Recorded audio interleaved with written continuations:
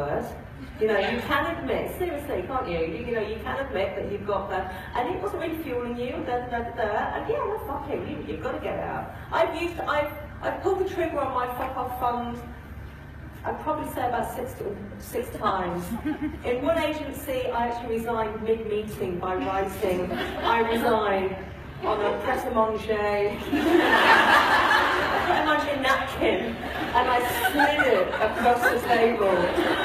Because I knew that I could just get my coat and just go, because it wasn't working, and there's no point. You know, I wasn't going to talk about, you know, trying to get a month's money. I just wanted out, and that's the quickest way. What did it say on the napkin? It just said, I resign. Oh, I didn't took me seriously, because I then left the room, and I think they thought I just went to the toilet, and I got my coat fucked off.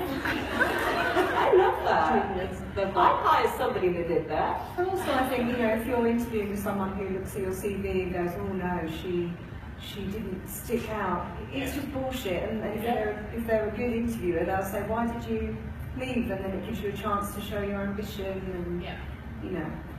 Also, it's one of those things. It's one of those things that if you jumped about a bit, or you've taken a year out, or all this kind of stuff, do that thing. Don't tell them what you've done. Tell them what you believe, right? Which I think, as an interviewer, is really kind of like, that's really inspiring, and that really starts to get a conversation going in the room, which is kind of like, you know, well, actually, I believe this, da da da da da, and you're like, okay. She may not have that on the CV, but that is somebody I want to sit in a room with, and she will help me take my business forward. Yeah, I mean, people keep giving me jobs, so... Yeah, this is it. You know, people will always give, you know, as long as you are not anywhere because you need the money, because you've got your funds, then, you know, you're moving up on, you know, you're moving for the right reasons. So my other question, So my other question, it's kind of in relation to, you know, your tolerance and your fuck off fund and playing the game. How much do you have to play the game to actually get respect and rise to the top, and at what point do you say, no, I'm not going to play your game, I'm going to fuck off? Because, does that make sense? Yeah. It's up to you. Yeah. You have to decide when to stop. I can actually give some hints on what it works for me. I decided actually that 50% of the things that I do every day, I have to like them. Yeah. And that doesn't mean that I put in my schedule all the things that I like to be able to get to that ratio. It means that I got to like things that I didn't like before, and I got used to them. As you said before, a skill is something that you're not that good at sometimes, but you love doing. So I forced myself to like things that I didn't like when I was young, and I really like them now. So it comes with time. But you need to decide where your boundaries are, but you also need to be flexible. Some of your principles have to be malleable, that's the word. And you don't have to be that strict from day one. You have to understand that, I mean, people grow together apart, partners grow together apart, friends grow together apart sometimes, and you have to actually give yourself a future by being malleable and finding your principles. Yeah. I'm finding them. Thanks. Thanks for asking the question. More questions, ladies. Please don't be afraid. So we've got a question. You have to stand at the mic, Kat. So this is Kat, who's the newest member of the Crane Shop team here at Facebook. God, this is quite intimidating. Weirdly high. Yeah, it's very high. Let's have that for my back height, I think. Just bring it down a little bit. Now I have a question for Caroline and all the other mums. Did you, because it's maybe at a senior level, actually it's a question for all of you really. At the senior level you have more power to just say, no, I'm going. When you're kind of more midweight or not as high in your way you set the rules, do you think it's only possible to do that at the highest level? No. Okay.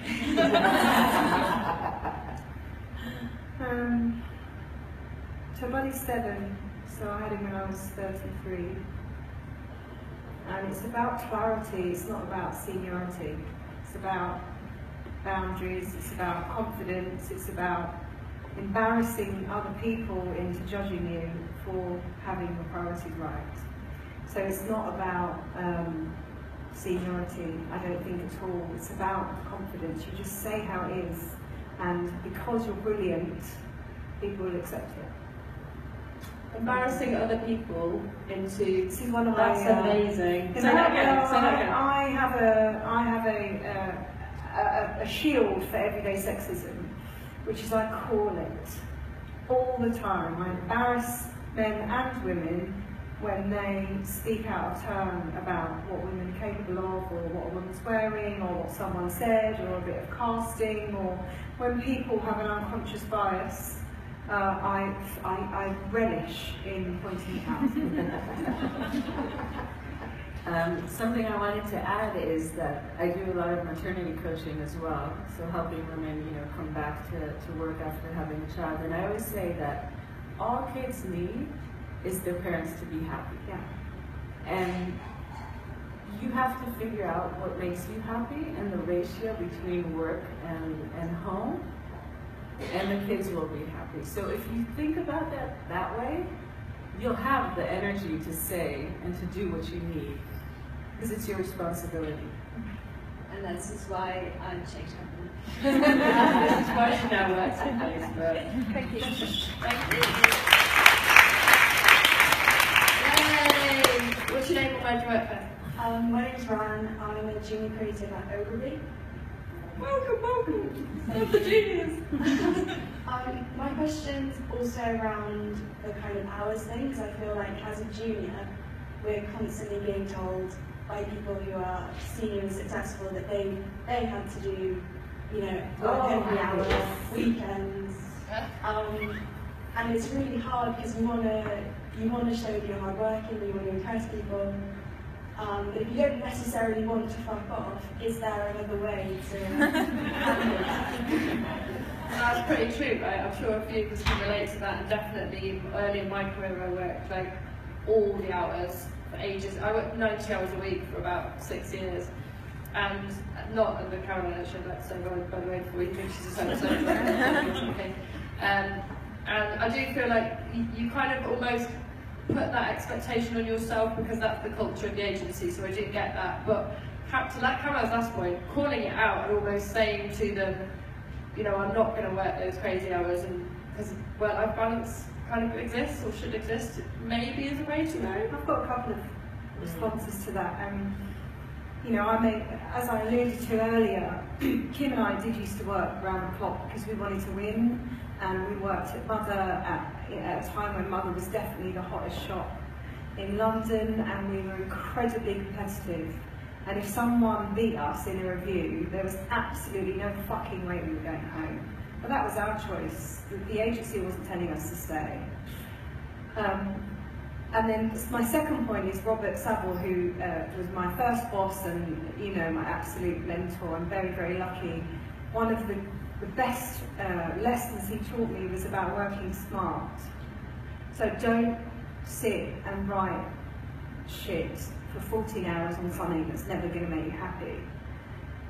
And I say it to my creatives a lot. If you honestly can't do your job between 9 in the morning and 6 in the evening, you're not doing your job properly, or people aren't briefing you properly, or people aren't being mindful about your time.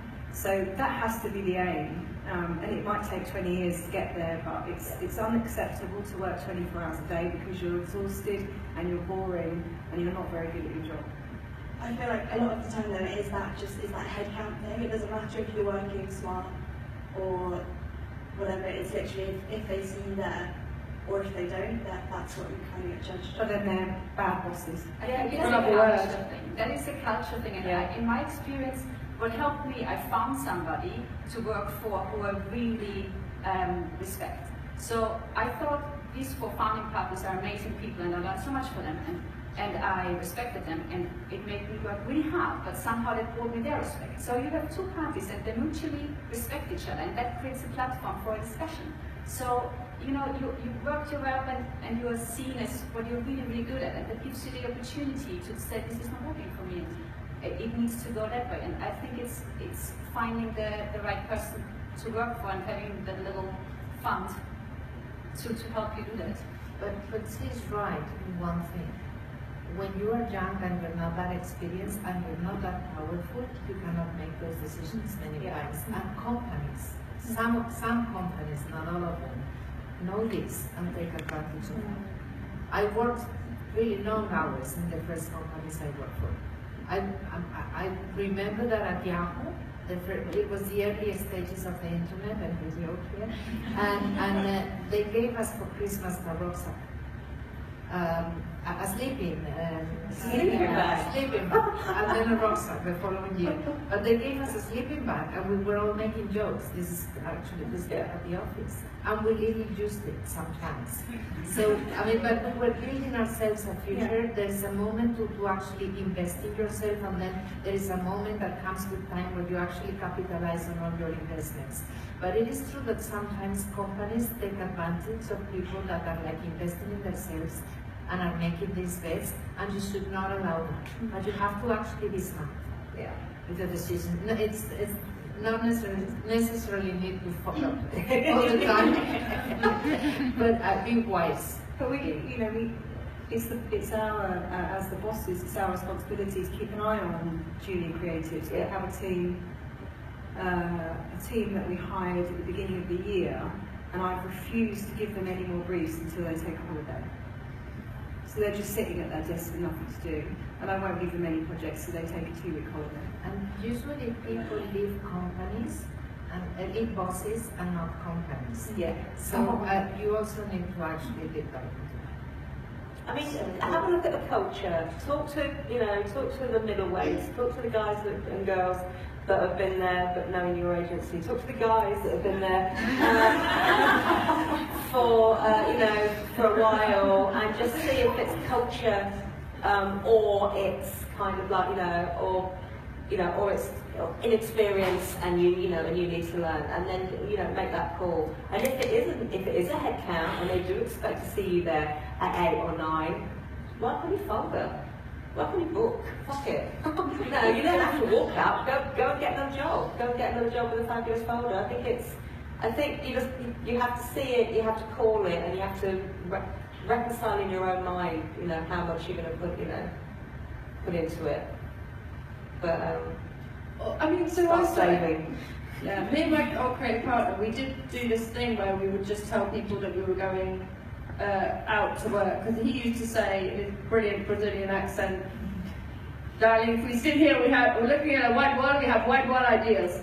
So that's a terrible interpretation, but it's true, right? If you're in like a dull office, you're going to have like dull office ideas. So we sat in airports, we sat in Argos, we sat in loads of places in order to come up with ideas. We wouldn't even have time.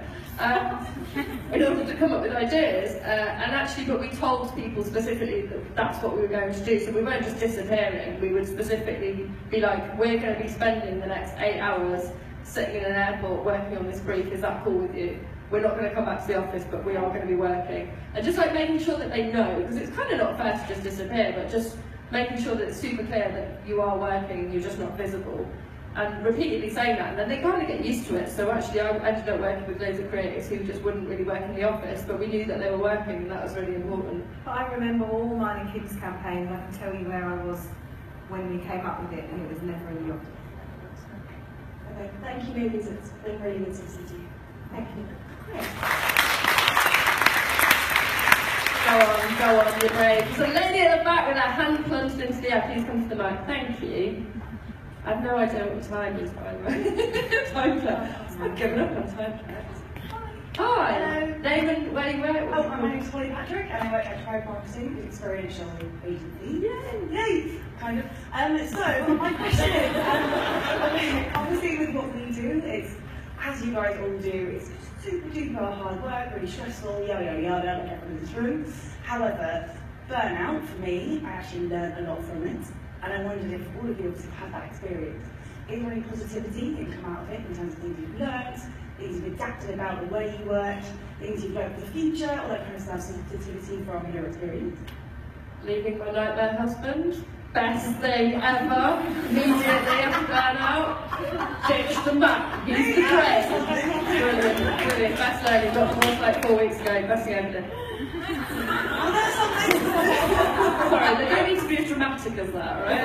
But that was an amazing. Oh, this is going out on Facebook Live, isn't it? We're not friends on Facebook anymore. I suffered from panic attacks and depression for 20 years.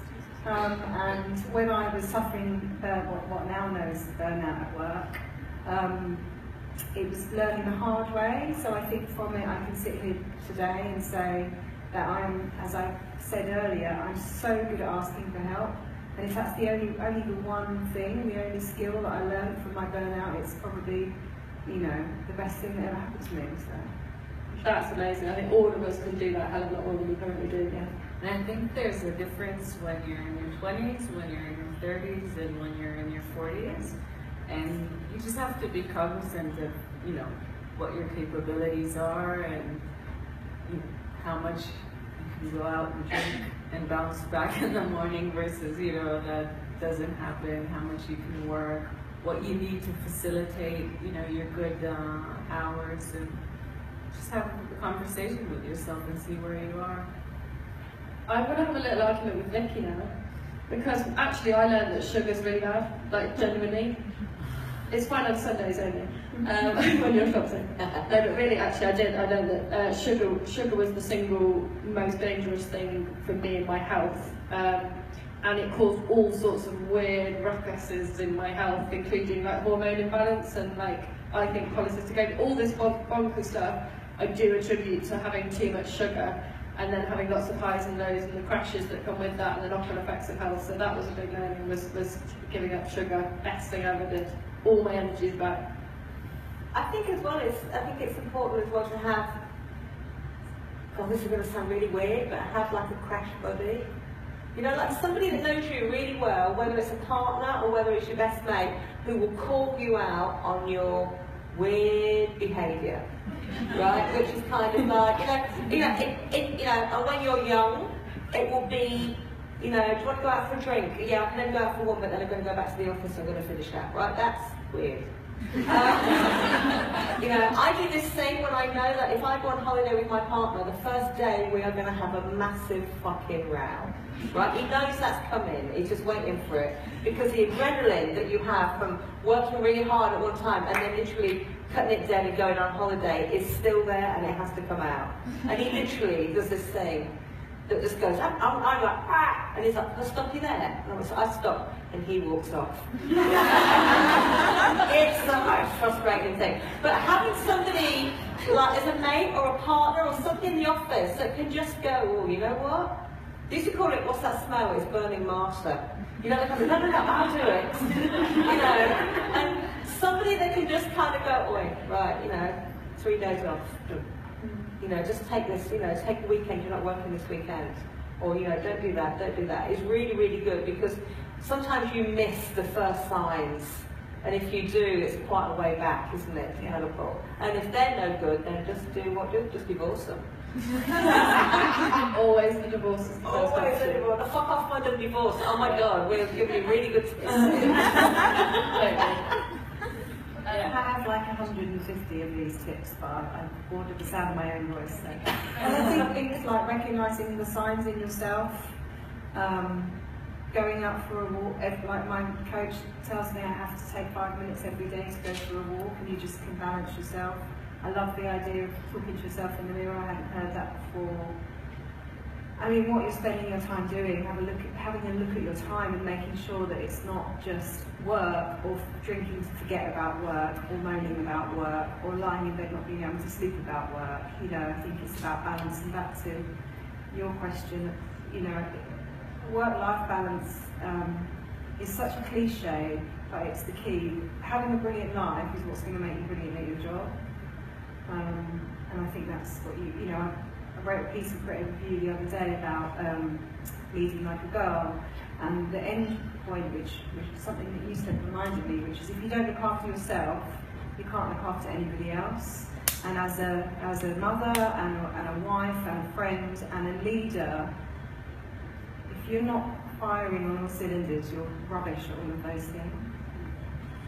So like in terms of like if you are in that burnout point, and if anyone in this room is in that burnout point, and I've been in there quite a few times now, I've actually weirdly found them, obviously I don't encourage anyone to go to the burnout point, but if you are in there, they have been a great period for me to reflect on myself and really look internally on myself and go, okay, what the hell did I do wrong this time? Like, why has it happened again? And I seem to have got better at reducing the burnout point, and I think it's exactly to your talk. Everyone's different, everyone needs, you know, I have to have 8 hours sleep, I have to, I don't need a huge amount of exercise, which is really exciting. I do love sleeps, it's just really exciting, but every time I've had a burnout point, that's a point where I've actually gone, I've learned a bit more about myself, and that's been quite introspective, and going, I don't want to do this again to myself. Prevention's definitely better than cure, trust me, so like all of the prevention's a good thing. Thank you. I think we might now need to wrap up actually. Oh no, wait, we've got one more question. He's quite lovely and eager, and I'm very glad to see it as well. Oh look, it's Danny who has organised this event. Fantastic. Hi girl. Hello. What's your name and where do you work? My name is Danny Brown. I'm a creative at ISOR and a member of SheSays as well. I just want to give a big shout out to Becky for the designs. Oh, I'm doing that at the end. Oh, sorry. I had a serious question, which was about we're all at this event and we've all learned a little bit, well, more than a little bit, a lot about burnout. How do we, you know, we do kind of like, I went to this event last night, email. How do we tell this to our bosses and make them aware of it? That's a great one, isn't it? Actually, I was at an event this morning, at 8 o'clock this morning, doing a talk, like a round table, and basically everyone there were like big bosses. I was hosting it, and I'm not a big boss, but anyway. And they were all big bosses, and they were all kind of coming up with reasons why they couldn't action some of the stuff that I was sort of mentioning. So I do understand that everyone's going to be like a little bit of a barrier to actually like making this culture change within the industry, but there's a lot of women in the industry now, and if we're all kind of insisting on it, and it is a bit of a work-life balance is more of a female problem, I find, because we're less good at balancing it and less good at trying to ask for it. It's not our fault. So It's not all our fault. oh yeah, sorry, no, absolutely, absolutely, and but we can drive the culture change too, right? So the main thing is that we all have to ask for it, and that will help to drive the culture change. So I guess what would be the email to your boss in the morning? That's a brilliant question. I think the answer is role models. So flatter them into reminding them they have a responsibility, and what is the role model kind of behaviour that they're setting for the agency. So I always hold up Ben Fennell and Nick Gill because they're family men, and they will drop everything for their family. Parents' evening, Nick drops his children off every morning, and I just think, you know, what behaviour consider, what kind of role models they are.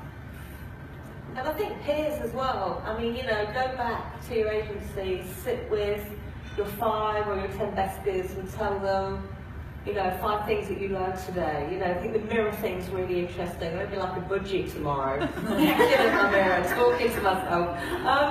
You know, just, you know, I want to talk about because that kind of thing, word of mouth, within a, you know, if you talk to 5, 6 people tomorrow, they will realise that what they are feeling isn't necessarily them, right? And if you can just change one other person's behaviour for the good, then all of this has been worth it. And it just kind of radiates out. And if you're not at an agency that kind of recognises this as like crucially important, not only for the culture of the people, but for their business going forward, because, you know, we are the leaders and the next leaders, and if we're not happy and we just go away, fuck off, then, you know, they're not going to be able to attract that kind of talent. Then, you know, it's a smart business. It's culturally it's important, business-wise it's fucking fundamental. So, you know, email, my God, I went to this talk, da da da da da, and then word of mouth, and then somewhere should meet in the middle. I've got a little bit of a different approach to this. Early on in my career, someone gave me a piece of advice that holds solid till today, and they said, you have one mouth and two ears, use them in that ratio.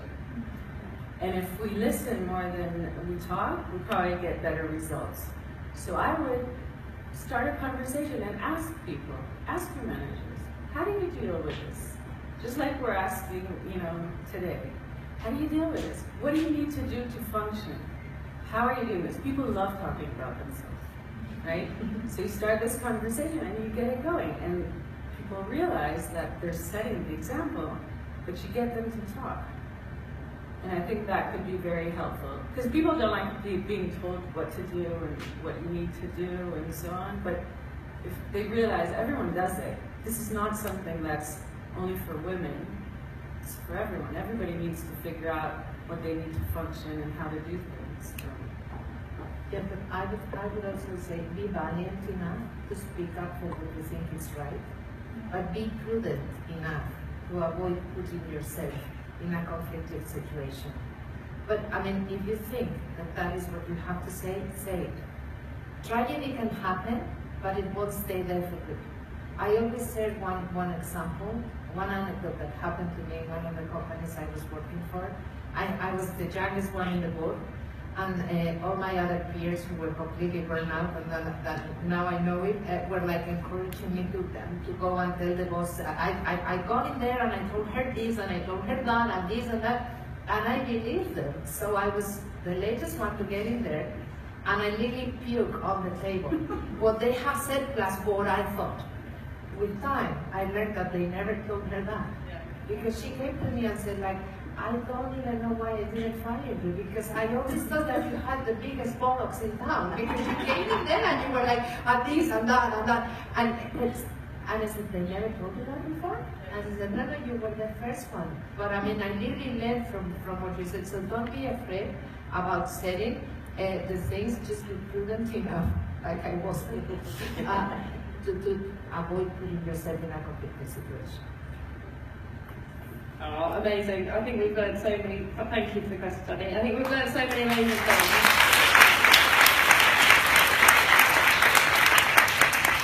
So we do have to wrap up, and thanks for sparing a bit of your very important life bit of your work-life balance with us tonight. I want to do a little round of thank yous. So a huge thank you. I'm gonna do it actually by looking at you, but a huge thank you to Eve, to Caroline, to Nikki, to Irene, sorry, I'm just going to pronounce it wrong otherwise, to Vicky and to Pip, and a huge thank you to you, Eva.